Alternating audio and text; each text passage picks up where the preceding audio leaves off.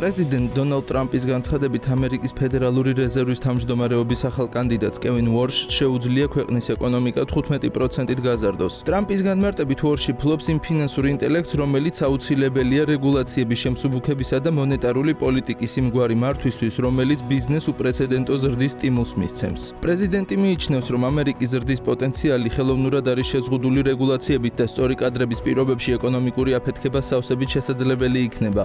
კევინ უორში, რომელიც წარსულში თავად იყო ფედერალური სარეზერვო სისტემის მმართველი საბჭოს წევრი, ცნობილია თავისი კრიტიკული დამოკიდებულებით ტრადიციული ცენტრალური ბანკინგის მიმართ, თუმცა 2026 წლის ხედვასთან დაკავშირებით მას კომენტარი ჯერ არ გაუკეთებია. მიუხედავად იმისა, რომ თავად უორშს საჯარო 15%-იანი ზრდის დაპირება არ გაუწია, ტრამპის რიტორიკა გარკვეულწილად იმაზე მიუთითებს, რომ პრეზიდენტს აგრესიული ეკონომიკური ზრდა სურს, რისთვისაც კრიტიკულად მნიშვნელოვანია ფედის მიერ მონეტარული პოლიტიკის შემსუბუქება. ამერიკის შეერთებული შტატების წარმომადგენელთა პალატამ 395 ხმით 2-ის წინააღმდეგ მხარი დაუჭირა კანონპროექტს დაიცავი ტაივანი. აღნიშნული ინიციატივა საკანონმდებლო ორგანოში რესპუბლიკელმა კონგრესმენმა ფრენკ ლუკასმა წარადგინა და მიზნად ისახავს ჩინეთის საერთაშორისო იზოლაციაში მოქცევას იმ შემთხვევაში, თუ ოფიციალური პეკინი ტაივანზე სამხედრო შეტევას მიიტანს ან მის ეკონომიკურ განადგურებას, ემბარგოს დაწესებით საზღვაო ალყაში მოქცევითა და პროდუქტების შეძენაზე ბოიკოტით ცდის. როგორც ირკვევა, ორივე პარტიის მიერ მხარდაჭერილი პროექტი მოიცავს ჩინეთის დიდი ოცეულიდან გარიცხვას, საერთაშორისო ანგარიშწორებას ბანკიდან და მსოფლიო ფინანსური სტაბილურობის საბჭოდან გაგდებას. როგორც ინიციატორი რესპუბლიკელი პოლიტიკოსი ამბობს, ეს კანონპროექტი ემსახურება არაოფიციალური პეკინის გამოწვევას, არამედ მისთვის მნიშვნელოვანი გზავნილის გაჟღერებას და მიხვედრებას, თუ რა მოხდება, თუ ჩინეთი ტაივანის ხელში ჩაგდებას ცდის.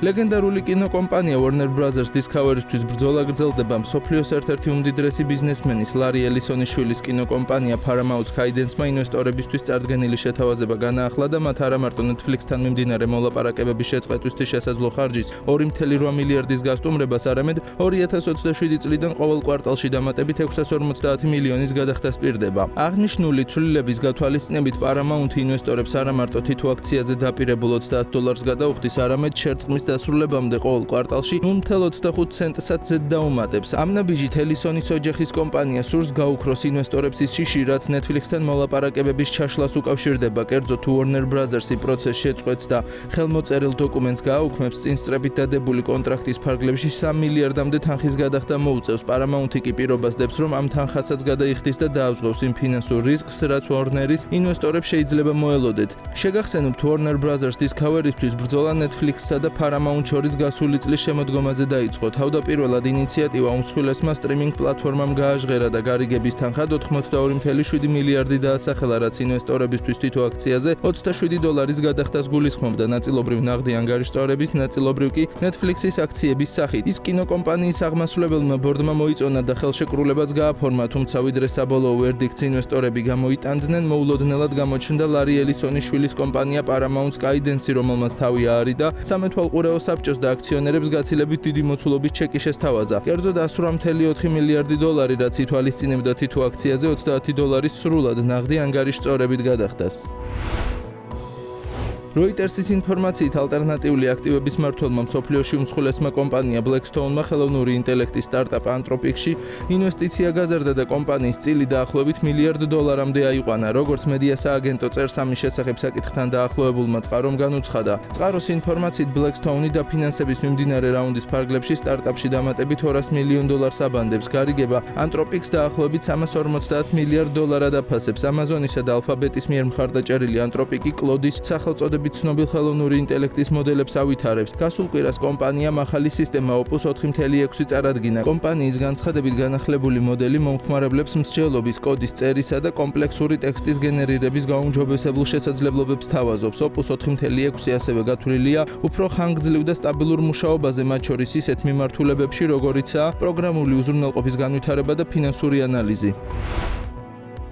ამერიკული მედია სააგენტო Reuters-ის ინფორმაციით, TikTok-ის მფლობელი ჩინური კომპანია ByteDance საკუთარი ნახევარგამტარების წარმოებასთან დაკავშირებით მოლაპარაკებებს Samsung Electronics-თან აწარმოებს. როგორც ჩანს, სოციმედია პლატფორმის ერთ-ერთ წამყვან კომპანიას მოწინავე პროცესორების მიწოდების ჯაჭვის გარანტირება სურს. ანონიმური წყაროების მიერ Reuters-ისათვის მიწოდებული ინფორმაციის თანახმად, ByteDance მარტის ბოლოსთვის სანიმუშო ჩიპებს მიიღებს. კომპანია მიმდინარე წელს სულ მცირე 100,000 ერთეული ნახევარგამტარის წარმოებას გეგმავს, რომელთა გამოყენება ხელოვნური ინტელექტის ტექნოლოგიაშიც იქნება შესაძლებელი. მოგვიანებით კი წარმოების გაზრდა წლიურად 350,000 ერთეულამდე იგეგმება. Samsung-თან მოლაპარაკებების ერთ-ერთი მთავარი საკითხი AI ჩიპებზე გლობალური დეფიციტის ფონზე უწყვეტი წვდომაა. შესაბამისად, სამხრეთკორეული კომპანიის შეთავაზებას მიმზიდველ სწორედ ეს ფაქტორი აქცევს. ByteDance გავრცელებულ ინფორმაციას ჩიპების ლოკალურად წარმოებასთან დაკავშირებით არაზუსტს უწოდებს. Samsung-ი კი ჯერჯერობით კომენტარის გაკეთებისგან თავს იკავებს. ვატიკანის ბანკმა საინვესტიციო სამყაროში შეაბიჯა და 2 ახალი კათოლიკური პრინციპებზე დაფუძნებული აქციების ინდექსი წარადგინა. ბანკის განცხადებით ინიციატივა მიზნად ისახავს ფინანსური სექტორის მორალურ და ეთიკურ ღირებულებებთან შესაბამისობას, რაც პაპი ფრანცისკეს მიერ არაერთხელ გაჟღერებული ხედვის ეთიკური ეკონომიკის ნაწილია.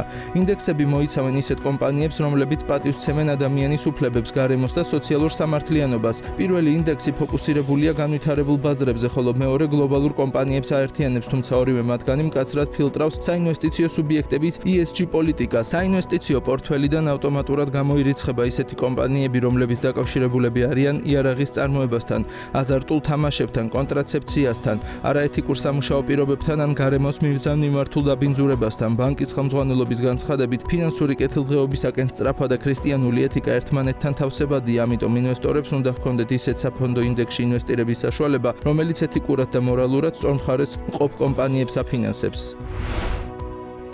რუსეთის სახელმწიფო მედია RIA Novosti-ის ინფორმაციით, რუსულმა სასამართლომ აპლიკაცია Telegram-ი დაახლოებით 11 მილიონი რუბლით დააჯარიმა. მიზეზი იმ აკრძალული კონტენტის წაშლაზე უარია, რომელსაც ხელისუფლება ექსტრემისტულად მიიჩნევს. კომუნიკაციების სახელმწიფო ზედამხედველობის სამსახურმა 10 თებერვალს განაცხადა, რომ Telegram-ს ხელისუფლების მხრიდან დამატებით შეზღუდვები დაუწესდება, რადგან მან წინადარღვევები არ გამოასწორა. ხელისუფლება უცხოურ ტექნოლოგიურ პლატფორმებს არაერთხელ დაემუქრა იძულებითი შენელებით ან სრული აკრძალვით, თუ ისინი რუსულ რეგულაციებს არ დაემორჩილებიან. ისინი კომპანიებისგან მოითხოვენ, რომ რუსი მომხმარებლების მონაცემები ქვეყნის შიგნით შეინახონ და აღკვეთონ მათი სერვისების გამოყენება ისეთი მიზნებისთვის, რასაც მოსკოვი კრიმინალურ და ტერორისტულ მიზნებს უწოდებს. კრიტიკოსები და უფლებადამცველი ჯგუფები აცხადებენ, რომ ეს ზომები კრემლის აშკარა მცდელობაა გააფართოვოს თვალთვალი და გაამკაცროს კონტროლი ინტერნეტის გამოყენებაზე უკრაინაში ომის ფონზე განსხვავებული აზრის დევნის პარალელურად. სახელმწიფო მედიის მიერ გავრცელებულ განცხადებაში კომუნიკაციების მარეგულირებელმა როსკომნადზორმა აღნიშნა, რომ Telegram-ზე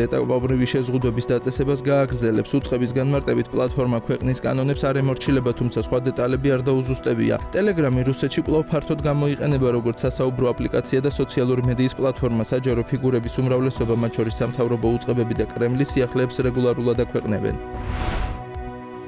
გათხევადებული ბუნებრივი აირის მომპოვებელი და მწარმოებელი წამყვანი რუსული კომპანია Novatek-ის წმინდა მოგება 2026 წელს 60% 2.37 მილიარდ დოლარამდე შემცირდა. როგორც ირკვევა, მსგავსი ვარდნა განპირობებულია გასულ წელს მიღებული დასავლური სანქციებით, რამაც სერიოზულად შეუშალა ხელი კომპანიას ახლად გახსნილი Arctic LNG 2-ის საბადოსა და საწარმოს სრულფასოვან ამუშავებასა და იმ კაპიტალური ხარჯების გადაფარვაში, რაც მის მშენებლობას მოხმარდა. შეგახსენებთ, Arctic LNG 2 2023 წელს გაიხსნა, თუმცა სრული დატვირთვით ამუშავება და ჩინური შემსყიდველი კომპანიებისთვის პროდუქციის სრულფასოვნად მიწოდება მხოლოდ გასული წლის აგვისტოში შეძლო. ამ დროით ჩუალეთში კი რუსეთისათვის დაწესებული სანქციების მოცულობა მკვეთრად გაიზარდა და უარყოფითად იმოქმედა იმ პროგნოზებზე, რაც Novatek-ის შემოსავლების მიღების მხრივ ჰქონდა. როგორც ირკვევა, წმინდა მოგების მკვეთრი ვარდნის გამომწვევი კიდევ ერთი მიზეზი 3.90 მილიარდის ერთჯერადი გაურკვეველი ხარჯი გახდა, რომლის დეტალებსაც კომპანია ფინანსურ დოკუმენტში არ უთითებს. ანალიტიკოსების შეფასებით Novatek-ის მიერ დაფიქსირებული უარყოფითი შედეგები და ფისკალური 2026 წლის შემცირებული პროგნოზები ცხადყოფს, რომ დასავლური სანქციები რეალურ გავლენას ახდენს რუსული ენერგორესურსების ექსპორტზე და ქვეყანას მნიშვნელოვნად უმცირებს იმ შემოსავლებს, რაც ომის წარმოებისთვის სჭირდება. პოპუარს კლავმა ბრიტნი სპირსმა თავისი მუსიკალურ კატალოგზე უფლებები დამოუკიდებელ მუსიკალურ გამომცემლობას Primary Waves მიჰყიდა და იმ არტისტთა რიცხვს შეუერთდა, რომლებმაც საკუთარ ნამუშევრებზე მსგავსი გარიგება გააფორმა. ინფორმაცია გამოცემა TMZ-მ მოპოვებულ სამართლებრივ დოკუმენტებზე დაყრდნობით გაავრცელა. გამოცემის ცნობით, ტოქსიკის შემსრულებელმა ხელშეკრულებას ხელი 30 დეკემბერს მოაწერა. წყაროებზე დაყრდნობით გამოცემა წერს, რომ გარიგების ღირებულება დაახლოებით იმავე დიაპაზონშია, რაც კანადელი მომღერლის ჯასტინ ბიბერის შემთხვევაში იყო, რომელმაც 2023 წელს მუსიკალური უფლებები კომპანია ჰიპნოზისის $200 მილიონ მიჰყიდა. საქმესთან დაახლოებულმა პირმა დაადასტურა, რომ სპირსისა და Primary Wave-ის გარიგების შესახებ ინფორმაცია ზუსტია, დამატებითი დეტალები არ გასაჯაროებულა.